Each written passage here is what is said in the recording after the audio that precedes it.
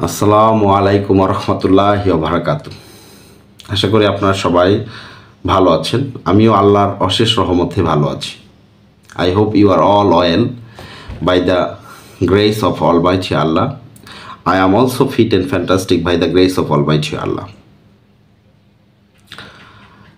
It's Khaji Joel Rana again in front of you, and thank you very much for following my page Learning Academic Center, which is also called LEC. It's almost 1 p.m. right now, and today is the 6th day of Ramadan. And Ramadan Mubarak all of you. However, I have come in front of camera again to share some tips for learning English. In my previous video, I have also shared some tips about learning English, which is also in English. However, my few students has told me they haven't understood many things as I have talked in English in my previous video. আমার পূর্ববর্তী ভিডিওতে আমি সবকিছু বাংলায় share করার জন্য ইংরেজি শেখার বিষয়গুলো আমার অনেক ছাত্র আমাকে বলেছে, স্যার আপনি যেগুলি বলছেন সেগুলি অতটা বুঝতে পারিনি, তবে কিছু কিছু বুঝতে পেরেছি। তো তারই প্রেক্ষিতে আমি পূর্ববর্তী ভিডিওর একটা টিপস যেটা আমি বাংলায় শেয়ার করার চেষ্টা করব, সেটা হলো, আমি পূর্ববর্তী ভিডিওতে বলেছিলাম ইংরেজি শেখার আমরা ছোট থেকে শিখতেছি। আমরা যখন ক্লাস প্রথম প্রথম শ্রেণীতে ভর্তি হয়েছি তখন থেকেই আমরা ইংরেজি শিখতেছি। We got a book named English for today from our childhood. ছোটো থেকে আমাদের ইংলিশ ফর টুডে নামে একটা বই আমরা পেয়ে আসতেছি, ক্লাস 1, ক্লাস 2, ক্লাস 3, 4 মানে স্টিল রাউন্ড। তো যাই হোক, এই যে আমরা প্রায় অনেক বছর ধরে ইংলিশটা শিখি, কিন্তু তারপর ইংলিশে আমরা কথা বলতে পারি না কেন?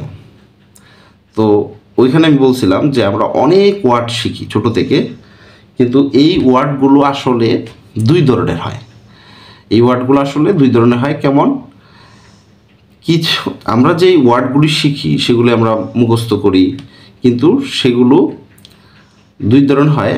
সেই দুইটা ধরন হচ্ছে, কিছু ওয়ার্ড থাকে সক্রিয়, অ্যাক্টিভ ওয়ার্ড যেগুলিকে বলে ওয়ার্ডস, আর কিছু ওয়ার্ডস থাকে যেগুলো হচ্ছে নিষ্ক্রিয় ওয়ার্ডস। কোনগুলি? আসলে আমরা যখন একটা ওয়ার্ড শিখি সেগুলো আমাদের ব্রেনের শর্ট টার্ম অথবা লং টার্ম মেমোরিতে সেগুলো স্টোরড হয়। এখন একটা ওয়ার্ডস তখনই নিষ্ক্রিয় হয়ে থাকে যখন আমরা এটাকে শিখি, কিন্তু আমরা দৈনন্দিন জীবনে ব্যবহার করি না। কারণ ওইটা আমরা শিখে জাস্ট যখন পড়ার ছিল তখন শিখেছি, কিন্তু এরপরে আর আমরা ওটাকে ব্যবহার করি না, যার কারণে আমরা যখন ইংরেজিতে কথা বলতে যাই তখন আমরা কিন্তু আসলে যথোপযুক্ত শব্দ খুঁজে পাই না। Appropriate, we don't get or we can't find appropriate words while talking in English. Okay, তো আর অ্যাক্টিভ ওয়ার্ডস কোনগুলি? যে সকল ওয়ার্ডস আমরা ছোট থেকে যেমন মুখস্থ করেছি এবং বিভিন্ন সময়ে আমরা সেগুলোকে আমাদের কথাবার্তায় ব্যবহার করেছি, সেগুলো তখন অ্যাক্টিভ ওয়ার্ডে পরিণত হয়ে যায়। যেমন ডু অর্থ কি? ডু অর্থ করা, প্লে অর্থ খেলা করা, do, did, done, play, played. তো এই যে ওয়ার্ডসগুলো, এগুলি বারবার ব্যবহার করার কারণে এগুলো আমাদের ব্রেনে সক্রিয় ওয়ার্ডস বা অ্যাক্টিভ ওয়ার্ডস হিসেবে জমা হচ্ছে। কিন্তু এরকম অনেক ওয়ার্ডস আছে যেগুলো আমরা ঠিকই পড়েছি, কোনো সময় ঠিকই জেনেছি, কিন্তু বলার সময় আমাদের ব্রেনে সেগুলো আসে না, কারণ সেগুলো ইনঅ্যাক্টিভ ওয়ার্ডস হিসেবে আমাদের ব্রেনের জমা থাকে। এর জন্যই আমরা কথা বলার সময় ইংরেজিতে অ্যাপ্রোপ্রিয়েট ওয়ার্ডস খুঁজে পাই না। তাহলে আমাদের কি করতে হবে? আমাদের যেমন একদিকে বেশি করে ইংরেজি কথা বলার চেষ্টা করতে হবে এবং অপরদিকে আমাদেরকে ওয়ার্ডসগুলো যদি আমরা বারবার ব্যবহার করি তবেই সেগুলো অ্যাক্টিভ ওয়ার্ডসে রূপান্তরিত হবে।